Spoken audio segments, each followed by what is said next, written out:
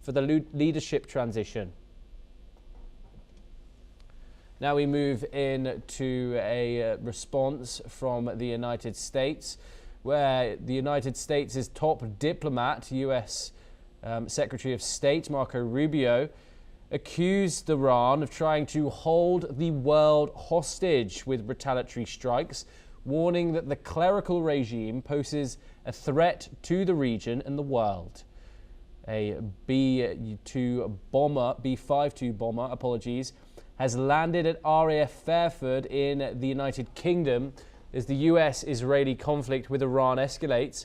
Britain's Prime Minister Keir Starmer said US forces are using UK bases for defensive operations against Iran, targeting missiles and naval capabilities. The US maintains these strikes aim to destroy Iran's weapons infrastructure while working closely with the UK to ensure regional security.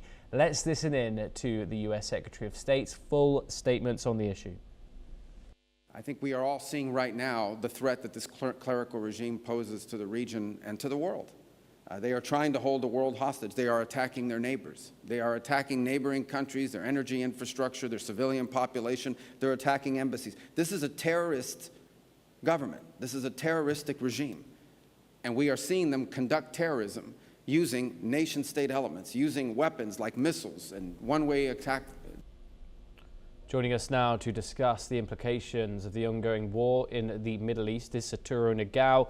He's a fellow at the Hudson Institute. He joins us live from Tokyo, Japan. Thank you very much, Dr. Nagao, for joining us. We've just heard the statements there from the US Secretary of State, Marco Rubio, accusing Iran of trying to hold the world hostage.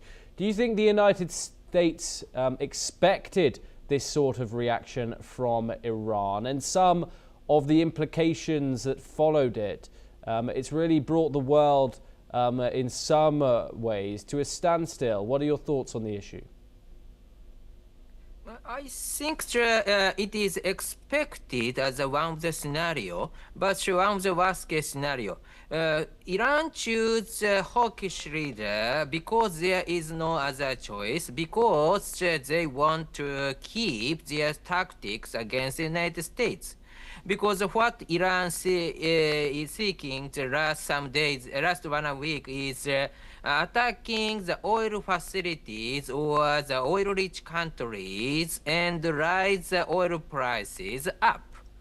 And at the same time, because of the rising oil prices, stock market is also affected. If such kind of the panic in the economy, in this case, because President Trump is a businessman, Iran's pressure will be relatively strong pressure for the businessman-style president. That is Iran's strategy against the United States. So if Iran continued this situation for a long time, finally U.S. will withdraw from Iran or attack toward Iran. But that is the goal Iran is seeking.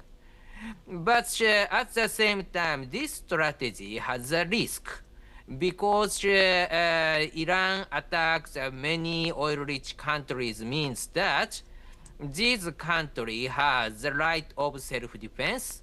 So in the near future, they will attack Iran along with the US and Israel.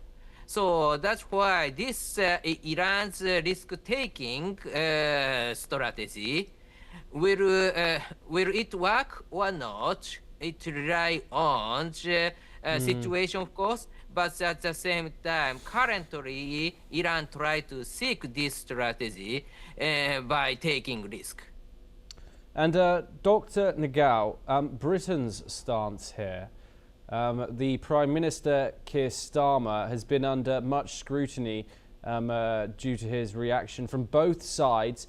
This war is particularly unpopular inside Great Britain, and of course Keir Starmer has been walking this sort of tightrope in trying to maintain his good rapport with Trump, something which has now been seen as pretty unsuccessful. Donald Trump, of course, is pretty good at making those headline quotes, including that Winston Churchill comment he made a couple of days ago.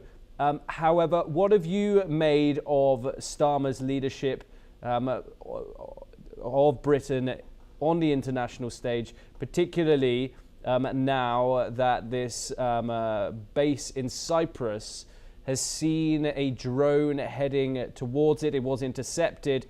France, of course, has responded and said this was an attack on Europe. What are your thoughts on the British Prime Minister during this conflict? In this case, we should think about the benefit and the cost. In case of the Starmer's decision, there is no benefit but only cost, because the United Kingdom did not support U.S. and Israel attack on Iran. In this case, U.S. and Israel will be upset, and that's why there is no benefit for the United Kingdom. But because of the Iran's attack, because of the situation, United Kingdom allow U.S. to attack Iran by using their bases. This means that UK is paying cost.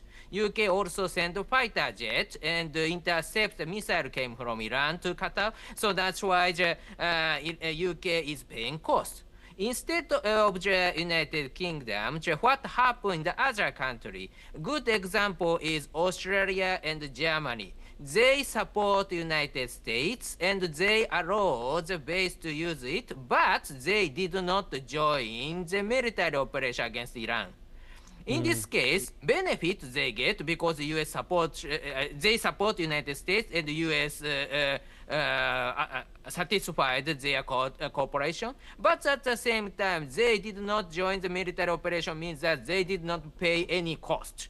So only benefit, no cost. Of course, there is a criticism in such kind of decision in the domestic society.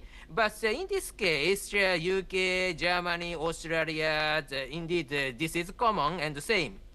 So that's why anyway criticism come. But is there the benefit? UK cannot get any benefit, but Germany and Australia can get the benefit diplomatically. So that's why, view from the benefit and the cost, German's decision or Australia's decision were better than the UK's decision. That is the current situation. Dr. Nagao, stay with us. We're turning over to more updates. We're heading to Bahrain for our next story, where Iranian airstrikes